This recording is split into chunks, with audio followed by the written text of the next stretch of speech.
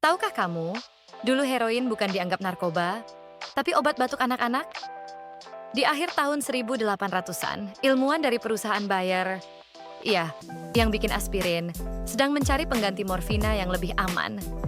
Hasilnya, mereka menemukan diasetilmorfin, yang kita kenal sekarang sebagai heroin. Awalnya, zat ini dijual bebas di apotek dan diresepkan untuk mengobati batuk, flu, bahkan sakit tenggorokan pada anak-anak.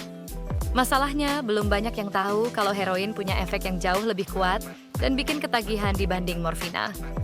Beberapa tahun kemudian, kasus kecanduan mulai meningkat, dan barulah dunia medis sadar. Obat yang mereka anggap penemuan ajaib ini ternyata lebih berbahaya daripada penyakit yang coba mereka obati.